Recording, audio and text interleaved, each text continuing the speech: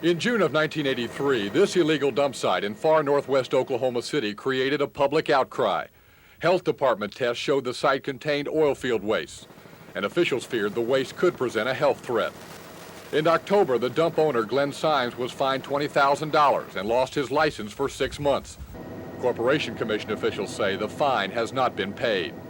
But it apparently is not an isolated case. Illegal dumping goes on, officials say, around the state and right here in Oklahoma City. Corporation Commission officials say this too is an illegal oil field waste dump site. It sits less than a mile from the Broadway extension near Northwest 71st Street. Officials at the commission say an illegal load was dumped here 9 days ago, and they say their records show the pit should have been filled and covered over almost 2 years ago. We cited the trucker for illegal dumping. We turned the pit over to the oil and gas. They had a meeting on site yesterday with the owner and his attorney. Our oil and gas district manager has issued a citation giving the owner 30 days to clean and level the pit. And if he hasn't at the end of that 30-day period, then we'll file a contempt of commission charges against him. Corporation Commission officials say the company that allegedly was responsible for dumping the waste at the site is Mike Anderson Tank Truck Service of Edmond. Officials say the company was fined $2,750 late last week. The owner of the firm, Mike Anderson, declined to be interviewed on camera, but he did tell Action 4 that he wasn't aware the site was illegal and said that he was working for the owner of the site at the time of the dumping and that that's where the owner wanted it dumped. And he said, quote, "It's where we've always taken it." Commission officials say the site is owned by Shaver & Son Incorporated of Oklahoma City. Harmon says the owner, John Shaver, was not fined in the case by the Oil and Gas Division. But Harmon said his office is considering additional charges against the site owner. When we find someone who either coerces or somehow manages to make a trucker violate our rules and regulations, then we will file aiding and abetting charges against these people. Does it appear that's what happened in this case? It does appear so. We are contemplating aiding and abetting charges through the Transportation Division at this time.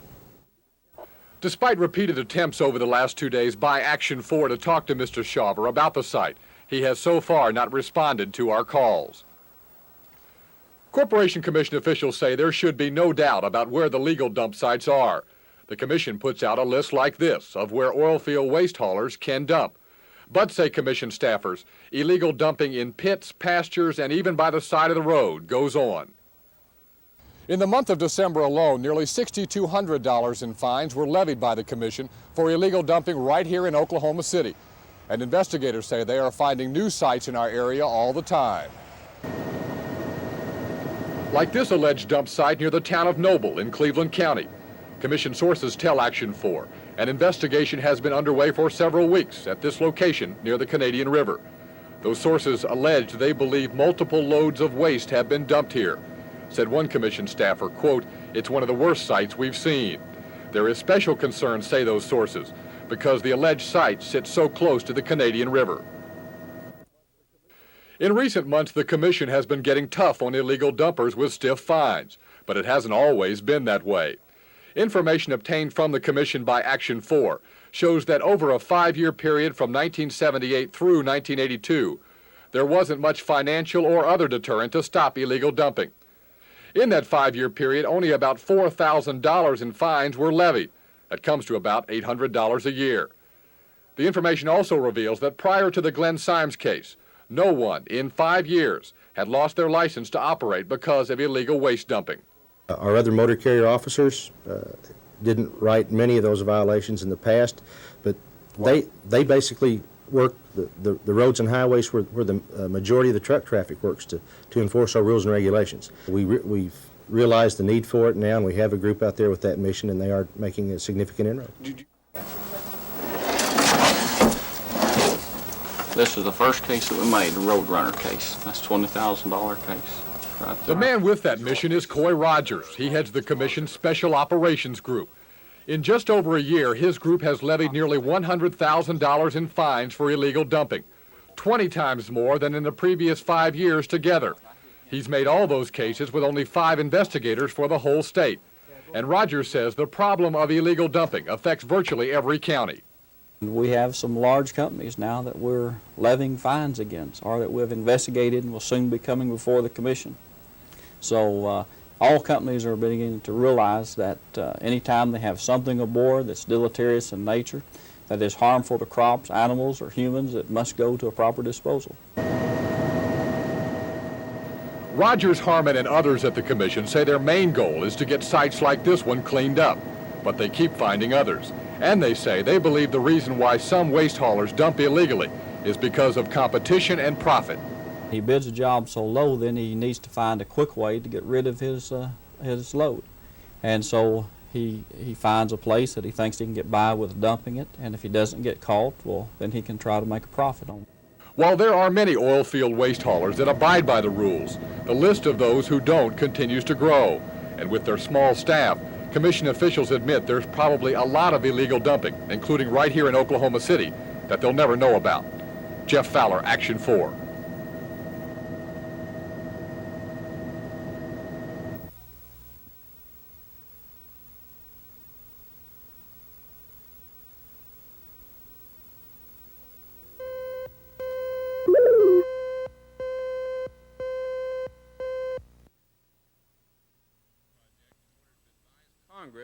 Congress, if legislation authorizing a detailed interior to construct, operate, and maintain the Seward project in Oklahoma. I view this as a time of opportunity or a panelist. Let me say that at the outset that the Seward project. For the Seward project from our regional office in Amarillo, Texas, We'll have a number of witnesses who are scheduled. The growth precipitated the need to look at additional sources. The Seward dam site, or the Nevada dam site, was identified as the only dam site in this particular area that would provide sufficient yield to justify a cost-effective reservoir. But it's not going to stop their flood. When you get as much water as we got in that area coming down there now, that dam is going to be a laughingstock of the county when it's there. It's not going to stop Guthrie from flooding.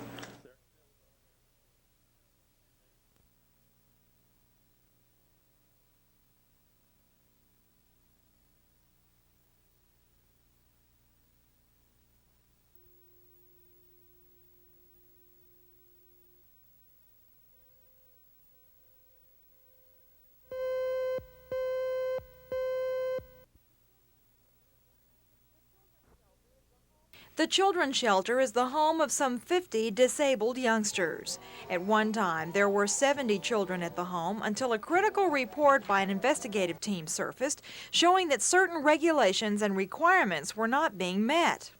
That report was sent to all the agencies that were affected by it and to the children's shelter, and we began trying to work on a plan of correction, hoping that the deficiencies could be corrected and that the children would receive the care that they were legally mandated to receive. The Oklahoma Commission on Children and Youth is only a watchdog agency. It does not have the force of law. The children's shelter said many of the regulations could not be met for financial reasons. At $28 a day per child, the center was barely getting by. The parents are concerned about relocating their children. He's been out here for 8 years. This is his home. And to move him to anywhere, they tell me they don't think he will survive a move. The nurses aren't necessarily worried about finding other jobs. We're not dealing with a bunch of black and white words on a piece of paper. We're dealing with human hearts and with other children's lives that they can't fight for themselves. So the parents, the nurses, anybody here in the shelter, we're the ones who are going to have to fight for them to attempt to keep the shelter open. The parents plan to gather signatures on a petition to keep the shelter open. In the meantime, about 50 special children need a home.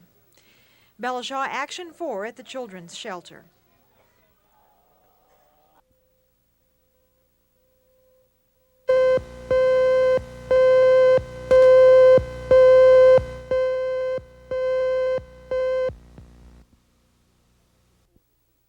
In a 5-4 decision, the High Court ruled that the nuclear industry is not immune from having to pay punitive damages.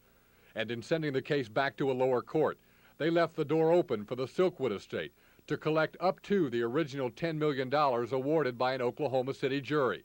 Kerr McGee promised today to fight any award. Silkwood was contaminated with highly radioactive plutonium while she was an employee at Kerr McGee's plutonium processing plant near Crescent, Oklahoma. She died in an auto accident a short time later. She was on her way to meet with a reporter. She was allegedly carrying documents showing safety violations at the plant. Those documents have never been found. Nearly 5 years after her death, an Oklahoma City jury awarded her family $10.5 million in damages. All but $5,000 of that was later thrown out by an appeals court, which said federal law prohibited punitive damages against a nuclear facility. Silkwood attorneys hailed today's decision, saying it sends a warning to other nuclear facilities. That sends an unmistakable message to them that they can't do it, they can't get away with it. If they try and do it, they're going to end up getting hit for substantial punitive damage awards. This afternoon, Kerr McGee vowed to continue to fight any award to the Silkwood estate. And while they say they are disappointed by today's decision, they say they don't believe the facts merit any damages being paid. There is no evidence of the kind of wrongful conduct that is required for a punitive damage award to stand. Attorneys for both sides agree the legal wrangling over the Karen Silkwood case could drag on for several more years. Jeff Fowler, Action 4 tonight. Our preliminary challenge.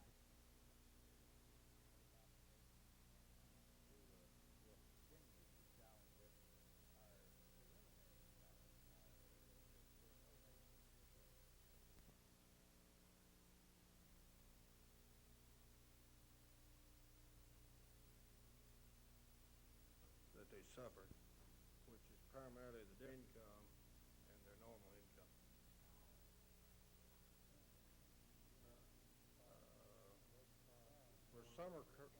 Our big concern is getting loans processed in a timely manner to farmers, and you know, farmers historically wait to the last minute before they want something, and then they want it the next day.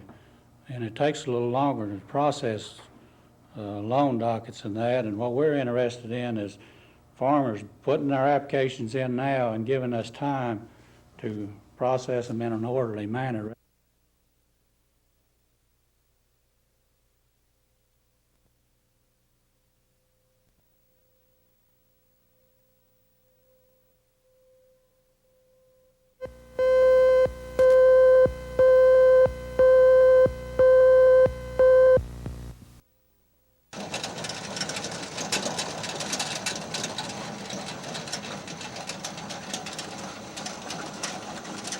So those crews, county crews, have about 12 guys, and interstate crews have about 15. So when you talk about those people working around the clock for 12 or 15 days, then you're talking about probably 50,000 man hours, and that's where your money goes, right there.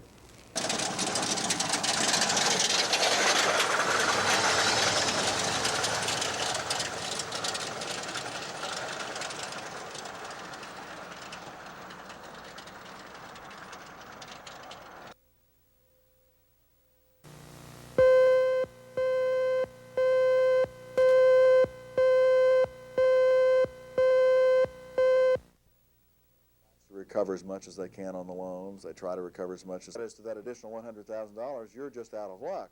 And how this has been conducted, and but you can understand that someone who has a life savings. I've talked to one or two people who had sold off property. They were at retirement age. They put all of that money into the Penn Square Bank. It really is their total nest egg for retirement. Now they can't get an answer. How much can I expect?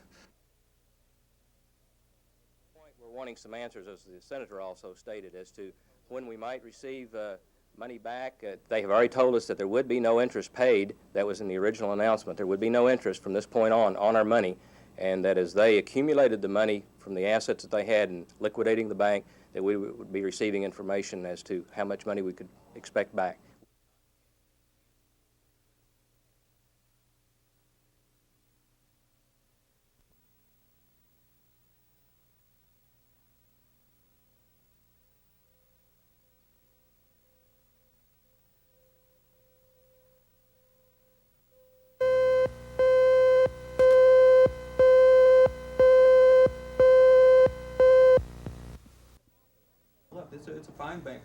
The uninsured depositors said they represented 2,400 individuals and organizations that had literally millions tied up at the bank. They said they understood they would not be given any interest on their money, but that they would like to get back 100 cents on the dollar. The FDIC said 65% was a better estimate, but could not guarantee they would be getting their money back very soon. Very disappointed with the June target date. We were hoping late last fall we would be getting at least that 15%, and would hopefully get that, first quarter of this year. And again, the June date that we heard today is nothing definite. Because of some of the other creditors who have challenged the payment of the dividend in the past and who have indicated that they will challenge any dividend in the future, we have to do quite a bit of research and quite a bit of preparation to go into court and request the authorization to pay the dividend.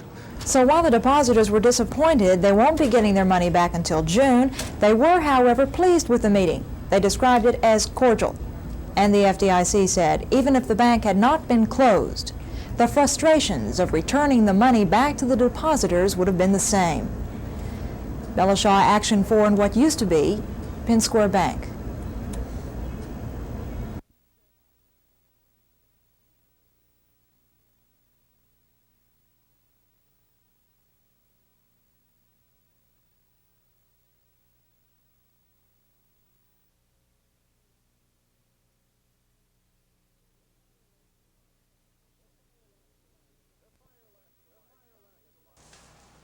The fire last July shocked and frightened the residents of the Lakehurst neighborhood. A light wind had carried embers from the origin of the blaze and ignited other wood shingle roofs in a 4-block area.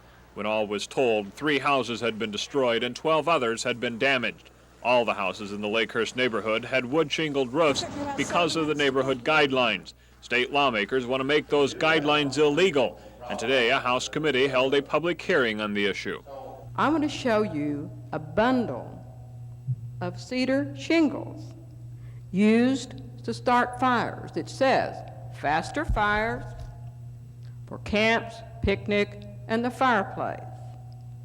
I think it is absolutely indefensible to require somebody to put on their roof exactly what they're putting in their fireplace. I just don't think the state of Oklahoma should dictate the restrictive covenants in a local municipality. I think that should be left to Oklahoma City, Broken Arrow, Nichols Hills, wherever it should be, and not come from the state of Oklahoma. Next thing we'll be doing, they'll be trying to tell us how to build a street, a sewer, and so forth. The bill does not prohibit wood shingles themselves, only neighborhood guidelines that require them. The House committee will meet again next week to actually vote on the measure. Charles Schnitzer, Action 4, at the state capitol. To do anything to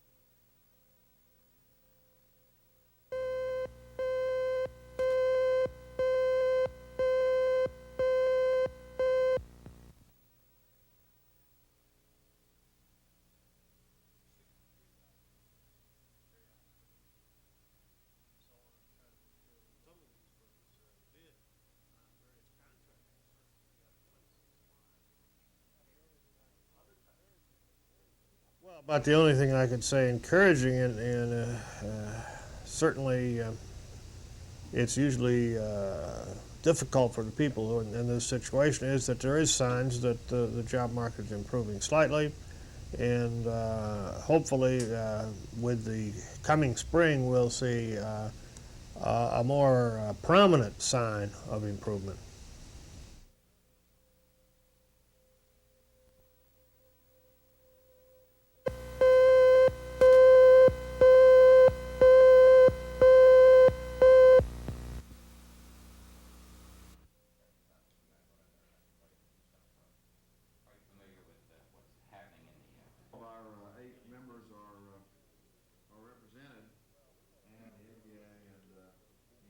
Well, we want to make sure that those people who had deposits in the bank who still have not recovered all those deposits are really provided for as well as possible. And that means keeping the costs of this liquidation down as low as possible, because the cost to the government cut into the amount that those people who had savings accounts at the bank will ultimately recover.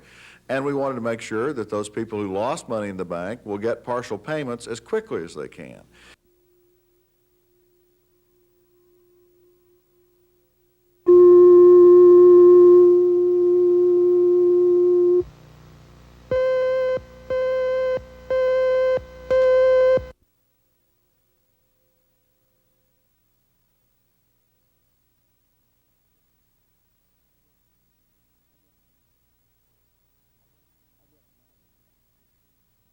I guess my response would be that public education in general is being held accountable, and they're being looked at. And since the public education and the schools of this country are being looked at, I don't know why anyone in the schools should be exempt from it.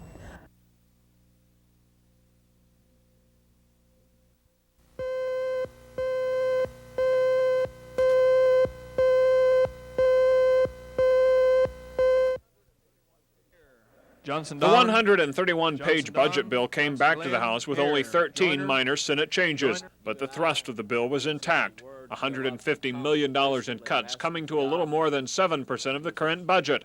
No one was pleased with having to make those cuts, but supporters say the revised budget leaves agencies knowing what to expect instead of having to face monthly budget cuts. There was still some minor opposition to the bill, and opponents wanted more time to work the problems out. And I'm not trying to be a troublemaker. I'm trying to straighten out a very real, very existing problem.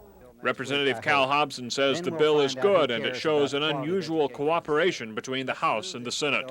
We have an agreement. For God's sake, let's not go back to conference with the Senate and delay this bill. We gave our word to the agencies of this state and the people of this state that we would finish this cut bill by 1 February. It is time to act. House Bill 1451, the pages will announce the roll call. The final House vote on the budget cuts was 87-5. All the plan needs now is Governor Nye's signature to go into effect.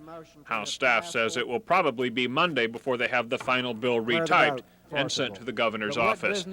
Charles Schnitzer, Action 4 at the state capitol. A bill of this magnitude, or any bill for that matter,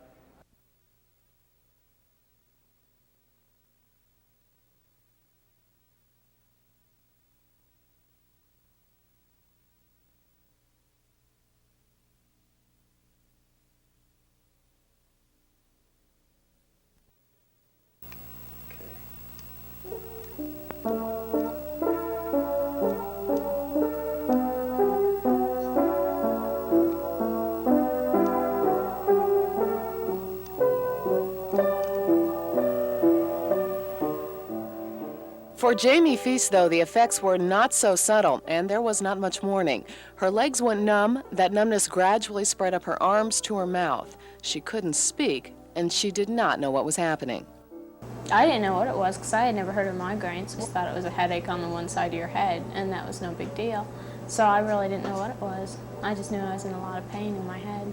That was in December 1982. Jamie's had one similar attack since then, and it's only after 2 CAT scans and a long elapse of time that Jamie's problem has been diagnosed as migraines.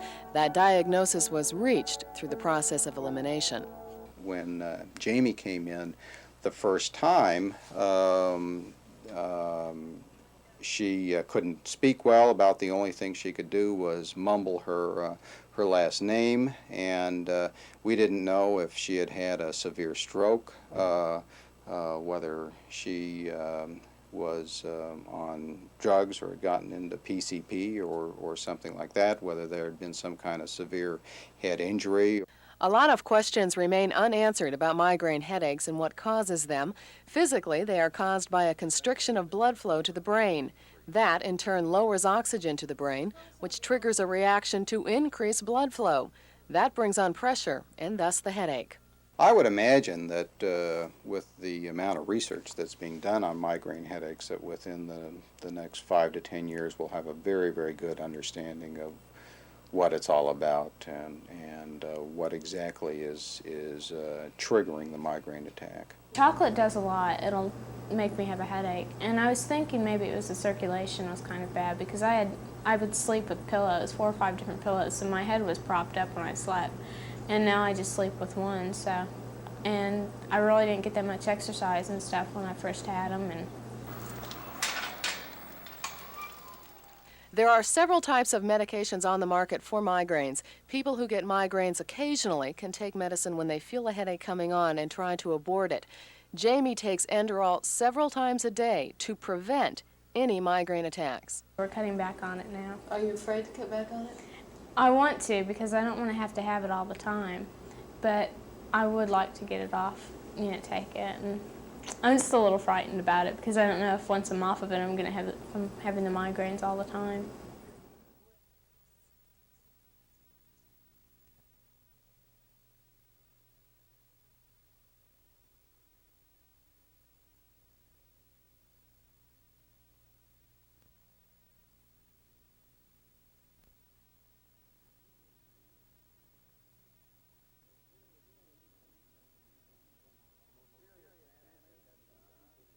The most serious damage has been done to the morale of our faculty and staff. The faculty is the university. The most important gains of the past few years were in the strength of new faculty added. These are bright, marketable people, and since they do not have the protection of tenure, most of them are looking and some are already leaving.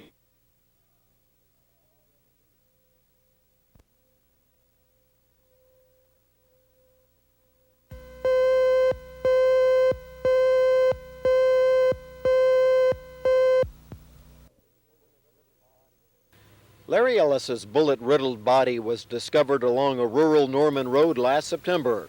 Kendall Vowell and Ronald Hope are charged with first-degree murder in Ellis's death. Vowell spent all day on the stand detailing the events that fateful night. Vowell testified that co-defendant Ron Hope shot Larry Ellis 6 times when Ellis stopped to help him. Vowell said he went to help the wounded, moaning Ellis. Vowell said Hope then stuck a rifle barrel into the pickup cab and blasted Ellis one more time. The defendant testified that Hope shouted, I'm happy, I killed him, and I'm glad," and then proceeded to rob the dead man. Vowell said Hope needed money to buy a car, an air conditioner, and to pay rent.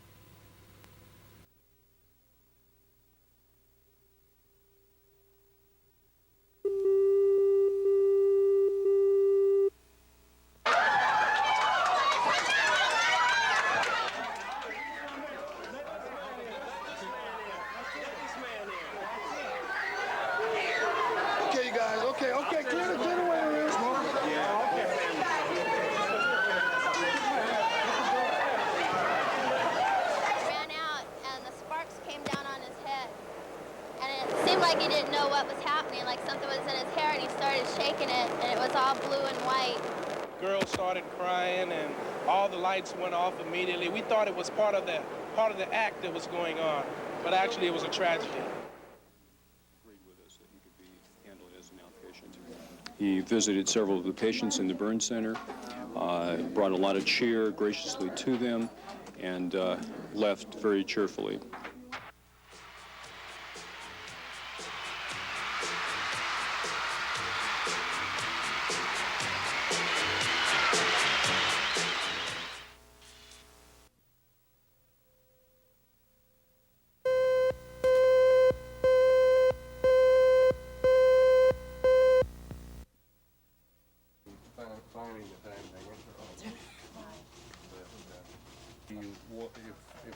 If our bill is passed. Be very, very persuasive.